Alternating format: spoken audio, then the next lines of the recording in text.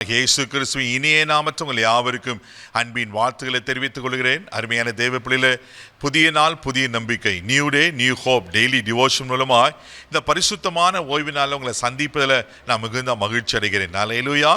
ஒவ்வொரு ஓய்வு நாளிலும் கர்த்தர் நல்ல ஆலோசனைகள் நமக்கு கொடுத்து கொண்டிருக்கிறார். இன்றைக்கு கூட கர்த்தர் கொடுக்கிற ஆலோசனை என்ன? சங்கீதத்தின் புஸ்தகம் 31 சங்கீதம் 3வது வசனம் கூட வாசிக்க கேட்போம். என் கண்மலையும் என் கோட்டையும் நீரே, உமது நாமத்தின் நிமித்தம் எனக்கு வழிகாட்டி என்னை நடத்தி அருளும். ஹல்லேலூயா. தாவீதுக்கு எவ்வளோ பெரிய ஆசை பாருங்க. உமது நாமத்து நிமித்தம் எனக்கு வழிகாட்டி என்னை நடத்திடலாம். தாவீதுக்கு நல்லா தெரியும், ஆண்டவர் எனக்கு வழி காட்டு வரானா, ஆண்டவர் என்னை வழி நடத்துவாரானா நான் கெட்டு போக மாட்டேன், நான் தவறான பாதைக்கு போக மாட்டேன். எனக்குன்னு ஆண்டவர் நல்ல வழிகளை வைத்திருக்கிறார், அவர் நல்ல பாதைகளை நடத்தி செல்லுவார். ஹல்லேலூயா. அதனால தான் ஆடு மேய்க்கிற தாவீதை ஆண்டவர் அரசனாய் மாற்றுகிறத நாம் பார்க்கிறோம். தேவப்பிள்ளை எவ்வளோ அற்புதமான ஒரு காரியத்தை தாவீது கேட்குற பாருங்க. உமது நாமத்து நிமித்தம் எனக்கு வழிகாட்டி. எனக்கு நிறைய பேருக்கு நல்ல வழி தெரியாதனால தான் தவறான பாதையில் போய் விடுகிறோம், தவறான காரியங்களை செய்து விடுகிறோம். தேவப்பிள்ளையில இன்னைக்கு நீங்களும் நானும் எந்த வழியில் நடந்து கொண்டிருக்கிறோம்? உலக பிரகாரமான வழியில், பாவ வழியில், தவறான வழியில் நடந்து கொண்டிருக்கிறோமா? அப்படி இருப்போமானா இன்னைக்கு ஆண்டவர் காண்பிக்கிற வழியில நாம் நடக்கும்போது நிச்சயமாய் ஆண்டவர் நம்மளை சரியான பாதையில நடத்துவதற்கு அவர் உண்மையில தேவனா இருக்கிறார். வேதத்துல வாசிக்கிறோம். சங்கீதத்தின் புஸ்தகம் 139 சங்கீதம் 24வது வசனம் கூட வாசிப்பீங்கன்னா இங்க சங்கீதக்காரன் இப்படியா சொல்லுகிறார், வாசிக்க கேட்போம். வேதனை உண்டாக்கும் வழி என்னிடத்தில் உண்டோ என்று பார்த்து நித்திய வழியிலே என்னை நடத்தும். ஆமென். என்ன வழிகாட்டி என்னை நடத்தும். எதுல தெரியுமா? நித்திய வழியிலே என்னை நடத்தும். தெய்வ பிள்ளையிலே, நித்திய வழி அப்படின்னாக்கா ஆமென், அழியாத ஒரு வழி. ஆமென். தெய்வ பிள்ளையிலே, நித்திய வழி, அதுதான் நித்திய ஜீவனுக்கு போகிற வழி.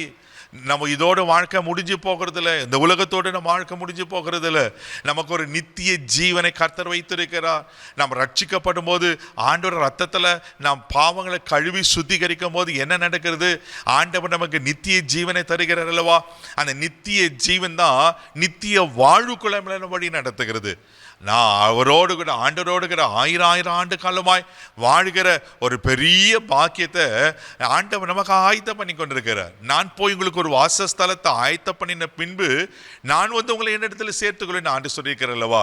அந்த நித்திய வழியில நாம் நடக்கும்போது நித்திய ஜீவனை நாம் பெற்றுக்கொள்கிறவர்களா இருக்கிறோம். ஹல்லேலூயா. வேதத்தில் ஒரு சம்பவத்தை உங்களுக்கு காண்பிக்க விரும்புகிறேன். மத்திய எழுதின சுவிசேஷம் 19ஆம் அதிகாரம் 16வது வசனத்தை வாசிப்பீங்கன்னா அங்க ஒரு வாலிபன் ஆண்டத்தில் ஒரு அழகான கேள்வி கேட்பான்.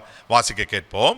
அப்பொழுது ஒருவன் வந்து அவரை நோக்கி, நல்ல போதகரை, நித்திய ஜீவனை அடைவதற்கு நான் எந்த நன்மையை செய்ய வேண்டும் என்று கேட்டான். பாருங்க, நல்ல போதகரே, நான் நித்திய ஜீவனை அடைவதற்கு என்ன வழி நான் செய்யணும் அப்படின்னு ஆண்டத்தில் கேட்குறான். ஆண்டவர் சொல்லுவார், நீ கற்பனைகளாம் கை கொள்ளு என்று. அதுக்கு அவன் இந்த வாலிபன் சொல்லுவான், என் சிறு வயது முதற்கொண்டு அதெல்லாம் நான் கடைபிடித்து கொண்டிருக்கிறேன் என்று. தெய்வ பிள்ளையில, ஆகிலும் உனக்கு ஒரு குறை இருக்கு, நீ போய் உனக்குள்ளதை விற்று தரித்திற்கு கொடு என்று சொல்லும் போது அவன் ஐஸ்வர்யவனா இருந்தபடினால அதை விற்க அவனுக்கு மனதில்லை. அந்த வார்த்தையை கேட்க அவனுக்கு மனதில்லாம அவன் திரும்பி போகிறான்.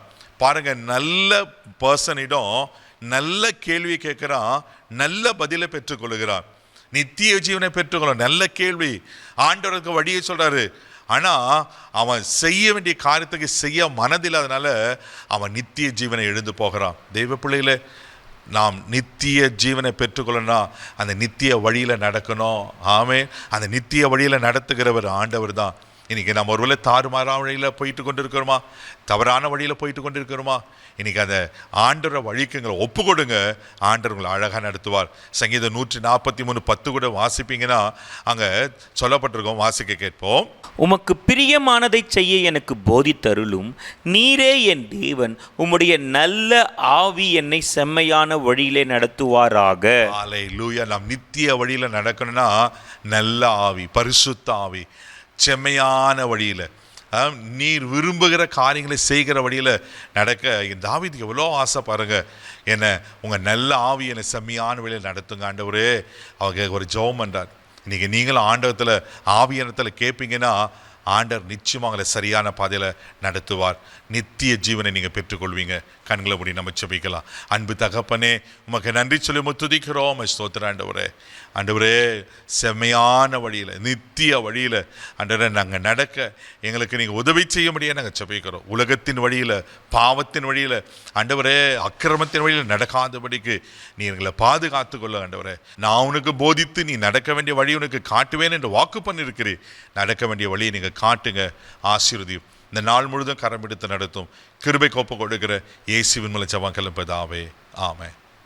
நித்திய வழியில் நடங்க. ஆண்டவர்களை ஆசீர்வதிப்பார். God bless you.